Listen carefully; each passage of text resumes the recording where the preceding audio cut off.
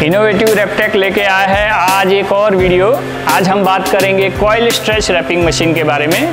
Mainly coil stretch wrapping machine दो तरीके के होते हैं, एक होता है vertical type coil wrapping machine और दूसरा होता है horizontal type coil wrapping machine. आज हम देखेंगे सिर्फ vertical type coil wrapping machine के बारे में। सबसे पहले हम लोग मशीन का वीडियो देख लेते हैं।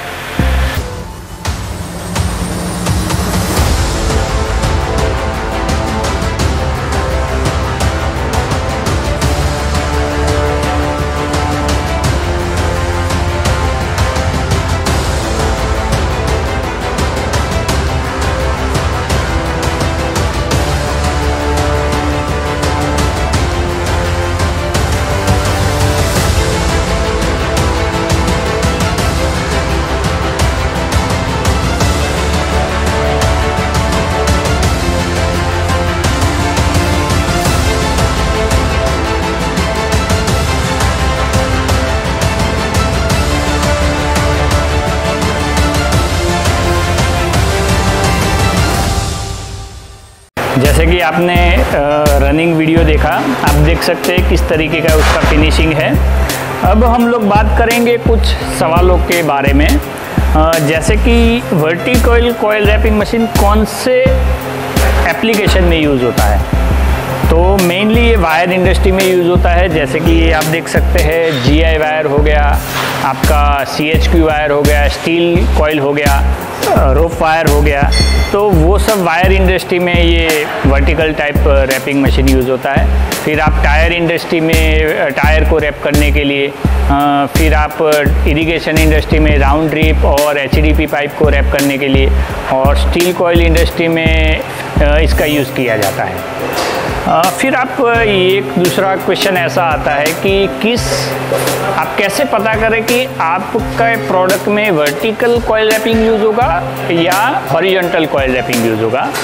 तो मेनली ये 3 फैक्टर पे काम करता है। मान लीजिए कि आपकी प्रोडक्ट का वेट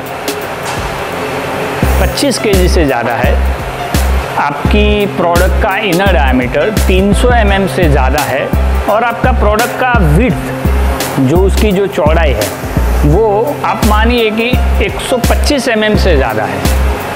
तो वो सिचुएशन में vertical coil wrapping machine best रहेगा। उसका एक बेसिक कारण है कि हॉरिजॉन्टल कॉइल रैपिंग में आपको रखने में बहुत दिक्कत आती है, प्रोडक्ट को रखने में। तो 25 kg से ज़्यादा का प्रोडक्ट होगा तो आप ये जो मशीन है यहाँ तक आपको गड्ढा कर देना है, इतनी हाइट तक, और आप उसको गड्ढे के अंदर उतार दीजिए मशीन को, तो आराम से आपकी प्रोडक्ट आप चढ़ा सकते हैं और उतार सकते हैं। दूसरा, एक आपको लगता है कि इतना रैम भी आपको ज़्यादा लगता है तो उसमें भी आप उसको फ्लैट कर सकते हैं और उसको और ज़्यादा गड्ढे में उतार सकते हैं। तो आप आराम से उसको रख और उतार सकते हैं। लोडिंग अनलोडिंग एकदम ईजी हो जाती है वर्टिकल टाइप में।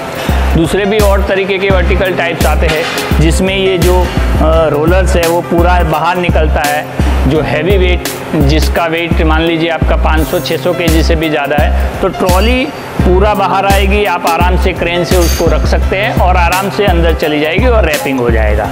तो वो डिपेंड करता है आपकी प्रोडक्ट के ऊपर कि कौन सा वर्टिकल रैपिंग मशीन आपके लिए सूटेबल रहेगा।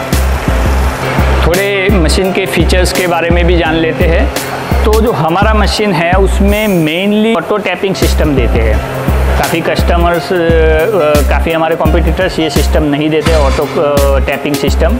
दूसरा, हम यहाँ पे 2 रोल माउंटिंग सिस्टम देते हैं, तो आपका एक ही टाइम पे आपका दोनों रोल आपको एक साथ रैप हो जाएगा।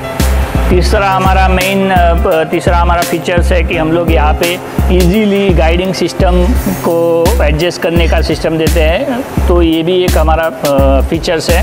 हम लोग यहाँ पे रबर कोटिंग जो देते हैं प्रॉपर, तो एक हैवी ड्यूटी पूरा स्ट्रक्चर होता है उसमें। मोटर्स उसकी ब्रांडेड होती है, PLC बेस्ड ऑटोमाइजेशन है, वो भी हमारे कॉम्पिटिटर्स से हमें काफ़ी हद तक हम लोगों ने एडवांस यूज़ किया है। तो मेनली और एक हम लोग उसमें अप डाउन सिस्टम भी देते हैं। मान लीजिए कि आपका प्रोडक्ट की आईडी ओडी में बहुत डिफरेंट है, तो मैनुअल अप डाउन सिस्टम से भी आप उसको टाइटनेस में आपका फ़र्क आ जाएगा। एडवांटेज की बात कर लेते हैं, तो मेन ये मशीन क्यों लेना चाहिए। तो मेन आप मान लीजिए कि आपकी फैक्ट्री में ये काम मैन्युअली होता है, तो मैन्युअली जब होता है तो उसका यूनिफॉर्म पैकिंग कभी भी नहीं आता है। जब बंदा काम करता है तो उसका ओवरलैपिंग कभी ज़्यादा रहता है, कभी कम रहता है। तो ये चीज़ मशीन में पूरी निकल जाएगी। आपके कस्टमर के यहाँ पे जब आपका प्रोडक्ट पड़ा रहेगा, तब आपका हर एक प्रोडक्ट को यूनिफॉर्म पैकिंग दिखेगा। तो एक मेन उसका एडवांटेज है। दूसरा कि उसमें टाइटनेस पैकिंग, जब बंदा काम करता है तो उसकी टाइटनेस में प्लस और माइनस वेरिएशन आ जाता है। तो कभी ज़्यादा आता है, कभी टाइटनेस कम आता है।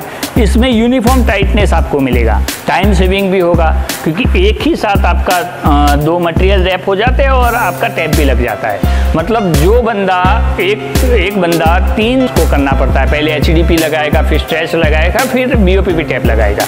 वही काम मशीन एक ही टाइम करता है, तो आपका टाइम भी वहाँ पे सेव हो जाएगा। नेक्स्ट पार्ट में हम लोग हॉरिजॉन्टल कॉइल रैपिंग मशीन के बारे में भी जानेंगे। Thank you very much.